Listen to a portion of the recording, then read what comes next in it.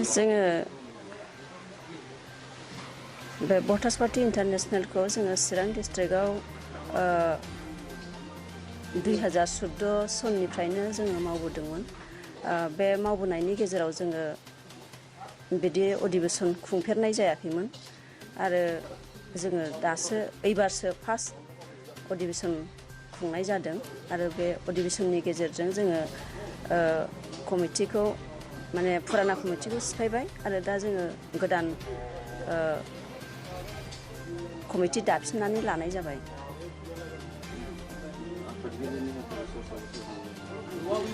आफादगिरि जोङो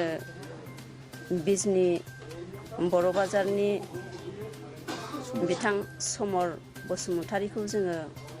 district president हिसाबै गायसननानै लाबाय आरो नेहाथारि हिसाबै बिनद बरदाङि ब्लकनि बिनद नार्जारी बिथांखौ जोङो सेक्रेटारि हिसाबै गायसननानै लानाय जाबाय। थांनाय मोनायाव जोङो बे खौ दाफुंनानै लानायनि गेजेरजों जोङो भटार्स पार्टी इन्टारनेशनेलखौ जोङो सिगांनिख्रुइ आरो दा जोङो साबसिनै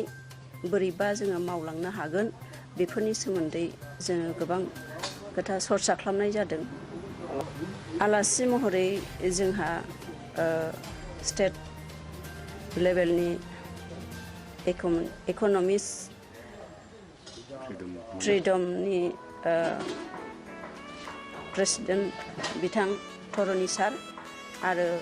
बेजों लोगोसे आलासि महरै दंफैयो जोंहा स्टेट लेभेलनि मेम्बार बिथां रन्जय सार आरो लोगोसे बेवहाय थानाय बयखौबो खुलुमनाय थाबाय। दा जोङो भटार्स पार्टी इन्टारनेशनेल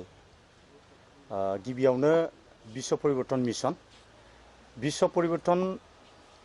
मिशननि दैदेननायाव जोङो रांखान्थि उदांस्रिनि दावहा नांबोबाय थादों आरो रांखान्थि उदांस्रिनि दावहा नांनायजों लोगोसे जोङो दानि जिथु राजखान्थि जिथु सिस्टेम बेखौ नुनानै जोङो गिखांनाय मोनदों। बिनिखायनो जोङो राजनैतिक भाबैबो जोङो खामानि मावनांगौ होननानै जोङो साननानै लादों। बिनिखायनो जोङो भटारफोरनि मोनसे पार्टी जि पार्टिया थांनाय 2016 सननि 17 नभेम्बर थारिख खालि भटार्स पार्टी इन्टारनेशनेल मुङै रेजिस्ट्रेसन जादों आरो बे भटार्स पार्टी इन्टारनेशनेला दिनैहाय राजनैतिक भाबै आन्दलन खालामनानै आरो जोंनि रायजो राजानिफ्राय बिजाथि महरै जोङो माखासे केन्डिडेट देरहा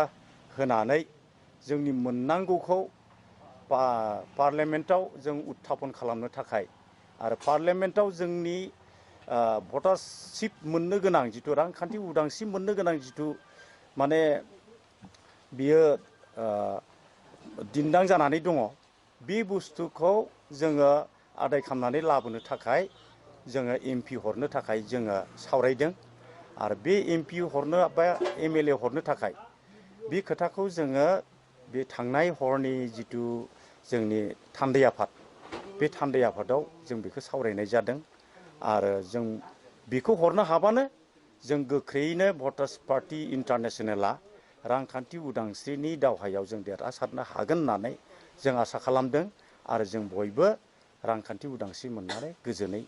माने थानो मोनगोन होननानै जों आसा खालामदों आरो रांखान्थि उदांस्रिया जोङो बे हादोरनि भारतबर्षनि जों सासे नागरिक आरो बे नागरिकफ्रा बे हादोरनि बे गणतन्त्र हादोरनि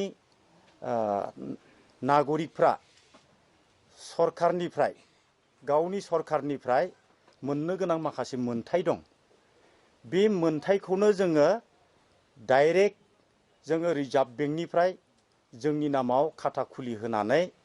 जोङो मोननायनि थाखाय जों बेखौ नाजादों आरो बे जनमुरि आय जिथु जिडिपि बे जिडिपिखौ बोसोराव खेबसे जनमुरि आय हिसाबै सरकारा राननानै होयो आरो बे राननानै होनाय जिथु जनमुरि आय पार केपिटा इनकाम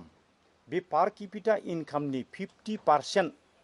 जोंहा मोनखानांगौ दं बे मोनखानांगौखौनो जोङो बिदों आरो बेखौ मोनोब्लानो जों रांखान्थि उदांस्रि जों जानो हागोन दा बर्तमान जोङो रांखान्थि उदांस्रि महरै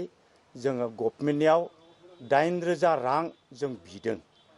बिनि बोसोरनैसो सिगां जों 6,000 रां बिदोंमोन किन्तु बर्तमान जों सरकारनियाव बिदों 8,000 रां भटार मात्रै जायनि नामा भटार लिस्टआव अन्तर्भुक्त जानानै दं जायफ्रा भट होनो थाङो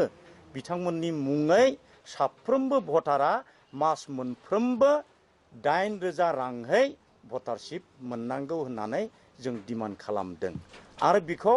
मोननो हायो मोनथावना बियो सांबिधानिक बियो जोंनि व्यवहारिक होननानै उच्च पदस्थ कमिटिया 2011 नि डिसेम्बर दाननि 2 तारिखआवनो बेखौ बिथांमोना जोंनो राय होखादों बाथ्राखौ हयथ' फोथायाबो जानो हागौ मानो होनबा भारत हादरनि रांखान्थियारि जिथु बेबस्था बेखौ हयथ' गोबां मानसिया मोनथियाबो जानो हागौ बिनिखायनो बिथांमोना बेखौ हयथ' असम्भब साननो हागौ आरो किन्तु जोंनि थाखाय बे असम्भब नङा मानो होनबा बे रांखौ जोंनो जनमुरि आय हिसाबै रानखायो आरो बे रांखौनो साफायनानै जेरै जोंनि उन्नयननि थाखाय बिथांमोना बे रांखौनो बाहायो आरो बे बाहायनाय रांनि हिसाबखौ दिनै गभर्नमेन्टआ दासिमबो जोंनो क्लियारै जेबो जोंनो हिसाब होनो हायाखै बिसायख'थियाव जोङो देरहानो होननानैनो जों बे केन्डिडेटखौ होदों जोङो जि जायगायाव होदों जाहा देरहानायनि लामा दङ मानो होनबा जुदिहे जोंनि मानसिफ्रा फोथायनानै जुदि होयोब्ला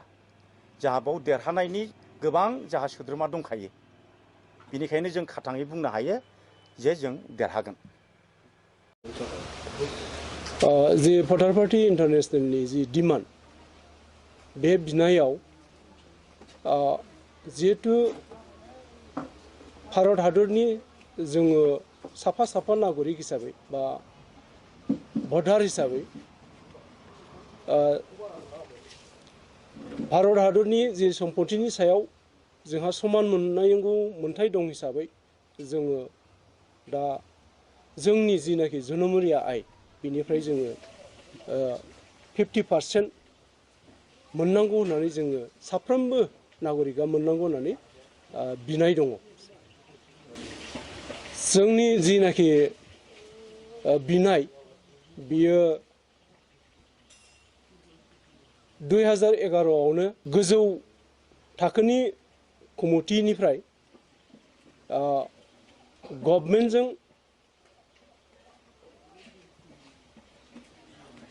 सावरायनायनि गेजेरजों मोननायनि मोन्थाय दं होननानै सरकारा फोरमायखानाय दं नालाय आङो दा चिरां डिस्ट्रिक्ट भटार पार्टी इन्टारनेशनेलनि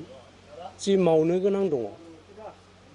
आरो बे भटार पार्टी इन्टारनेशनेलनि बिथोन बायदियै गासैबो रायजो राजानि बा भटारफोरनि जि अधिकार बा मोन्थाय दङ बे मोन्थायनि सायाव हानायमानि मोजाङै मावलांनो थाखाय दानि सोलिबाय थानाय जि सरकारनि नीति बे सरकारनि नीति बायदियै सरकारनि जिनाखि रांखान्थि भटारफोरनि जि बा नागरिकफोरनि जि मोननो गोनां बे मोननायनि सायाव माखासे जिनाखि बेबस्था बे बेबस्थायाव जे मोननो गोनां बेखौ मोननो हायियाव साफ्रोमबो नागरिकआ गावनि मोननांगौ जि मोन्थाय बेखौ समानै मोननो थाखाय बे आन्दलना जायो बा सोलियो जिनाखि फैबाय थानाय उफ्रा जि बिसायख'थि बे बिसायख'थियाव मोनब्रै जि समस्ति बेयाव जोंनिफ्राय माने नमिनेसन होनाय जादों आरो निस्सय बेयाव भटार पार्टि इन्टारनेसनेलनि जिनाखि बिजाथि बिथांमोन बिथांमोनहा देरहानाया रोखा जागोन।